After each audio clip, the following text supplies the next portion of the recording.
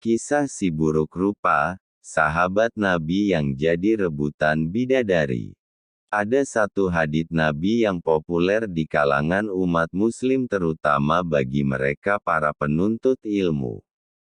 Dari Abu Hurairah, ia berkata bahwa Rasulullah Shallallahu Alaihi Wasallam bersabda, "Sesungguhnya Allah tidak melihat pada bentuk rupa dan harta kalian. Akan tetapi, Allah hanyalah melihat pada hati dan amalan kalian." Hadis riwayat Muslim. Hadits ini sejalan dengan salah satu firman Allah dalam Al-Quran yang artinya, sesungguhnya orang paling mulia di sisi Allah adalah orang yang paling takwa di antara kamu. Quran Surat Al-Hujurat, 13. Ada satu kisah sahabat Nabi yang begitu menyentuh hati karena memilih berjihad bersama Rasulullah, daripada memilih kenikmatan dunia. Allah pun menjadikannya syahid dan menjadi rebutan para bidadari. Namanya Julaibib radhiyallahu anhu, begitulah ia dipanggil. Namanya menunjukkan kalau ciri fisiknya yang kerdil dan pendek. Nama Julaibib merupakan nama yang tak biasa dan tidak lengkap. Nama ini bukan ia sendiri yang menghendaki, bukan pula orang tuanya. Julaibib hadir ke dunia tanpa mengetahui siapa ayah dan ibunya. Demikian pula orang-orang, semua tidak tahu, atau tidak mau tahu tentang nasab Julaibib. Bagi masyarakat Yasrib, Madinah, tidak bernasab dan tidak bersuku merupakan aib yang besar. Tampilan fisik dan keseharian Julaibib yang lusuh menjadi alasan orang lain tidak mau dekat-dekat dengannya. Wajahnya terkesan sangar, pendek, bunguk, hitam, dan fakir. Kainnya usang, pakaiannya lusuh, kakinya pecah-pecah karena tidak suka pakai alas kaki. Tidak ada rumah untuk berteduh, tidur hanya berbantalkan tangan, berkasurkan pasir dan kerikil. Tidak ada perabotan, minum hanya dari kolam umum yang diambil dengan telapak tangan. Abu Barzah, pemimpin Bani Aslam, sampai-sampai berkata tentang Julaibib, "Jangan pernah biarkan Julaibib masuk di antara kalian. Demi Allah jika dia berani begitu, aku akan melakukan hal yang mengerikan padanya." Demikianlah keadaan Julaibib kala itu. Namun, Allah berkehendak menurunkan rahmat-Nya, tidak satu makhluk pun bisa menghalangi. Julaibib menerima hidayah, dan dia berada di barisan terdepan dalam salat maupun jihad.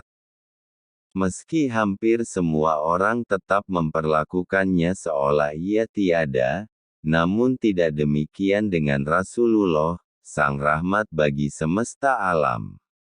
Julaibib yang tinggal di Sufah Masjid Nabawi, suatu hari ditegur oleh Rasulullah. "Julaibib," begitu lembut Rasulullah memanggil, "tidakkah engkau menikah? Siapakah orangnya yang mau menikahkan putrinya dengan diriku ini ya Rasulullah?" Kata Julaibib tersenyum. Tidak ada kesan menyesali diri atau menyalahkan takdir Allah pada kata-kata maupun raut mukanya. Rasulullah juga tersenyum. Mungkin memang tidak ada orang tua yang berkenan pada Julaibib. Namun, hari berikutnya, ketika bertemu dengan Julaibib, Rasulullah kembali menanyakan hal sama. "Julaibib, tidakkah engkau menikah?" Dan Julaibib menjawab dengan jawaban yang sama. Begitu, begitu, begitu. 3 kali, 3 hari berturut-turut. Dan pada hari ketiga itulah, Rasulullah memegang lengan Julaibib dan membawanya ke salah satu rumah pemimpin Ansor. "Aku ingin menikahkan putri kalian," kata Rasulullah pada si pemilik rumah. Betapa indahnya dan betapa berkahnya, demikian respons pemilik rumah dengan wajah berseri-seri, mengira bahwa sang nabi lah calon menantunya. Oh, ya Rasulullah, ini sungguh akan menjadi cahaya yang menyingkirkan temaram di rumah kami. Tetapi bukan untukku, kata Rasulullah. Kupinang putri kalian untuk Julaibib, tegas Rasulullah. Julaibib, nyaris terpekik ayah sang gadis. Ya, untuk Julaibib. Ya Rasulullah. Saya harus meminta pertimbangan istri saya tentang hal ini, kata ayah sang gadis. Dengan Julaibib, istrinya menjawab, bagaimana bisa? Julaibib berwajah lusuh, tidak bernasab, tidak berkabilah, tidak berpangkat, dan tidak berharta. Demi Allah tidak akan pernah putri kita menikah dengan Julaibib. Perdebatan itu tidak berlangsung lama. Dari balik tirai sang putri berujar, siapa yang meminta? Sang ayah dan sang ibunya pun menjelaskan. Apakah kalian hendak menolak permintaan Rasulullah? Demi Allah, kirim aku padanya. Dan demi Allah, karena Rasulullah yang meminta, maka tiada akan membawa kehancuran dan kerugian bagiku, kata sang gadis. Sang gadis saleha itu lalu membaca ayat, yang artinya, dan tidaklah patut bagi lelaki beriman dan perempuan beriman, apabila Allah dan Rasul-Nya telah menetapkan suatu ketetapan, akan ada bagi mereka pilihan lain tentang urusan mereka. Dan barang siapa mendurhakai Allah dan Rasul-Nya maka sungguhlah dia telah sesat, sesat yang nyata. Quran Surat Al-Ahzab, 36.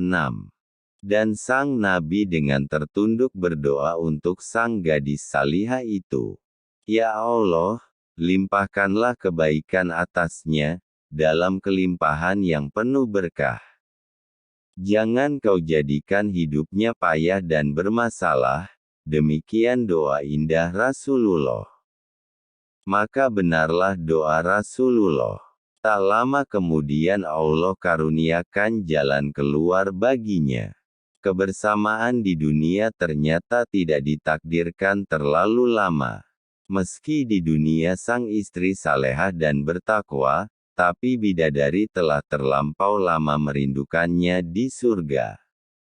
Julaibib lebih pantas menghuni surga daripada dunia yang tidak bersahabat padanya. Saat syahid di medan perang, Rasulullah begitu kehilangan.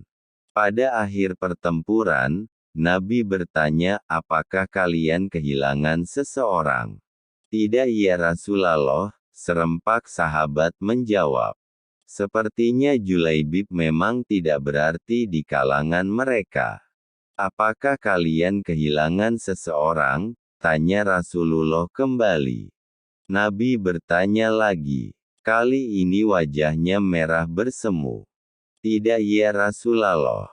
Kali ini sebagian menjawab dengan was-was, beberapa orang menengok ke kanan dan ke kiri.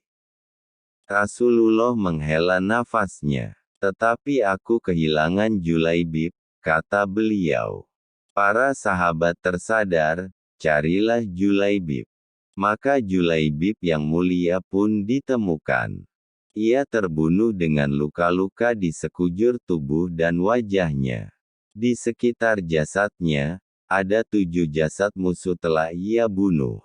Rasulullah dengan tangannya sendiri mengkafani Julaibib. Beliau mensalatkannya dan berdoa, Ya Allah, dia adalah bagian dari diriku dan aku adalah bagian dari dirinya, kata Rasulullah. Demikian kisah Julaibib yang akhir hayatnya berakhir syahid ketika membantu Rasulullah dan para sahabat.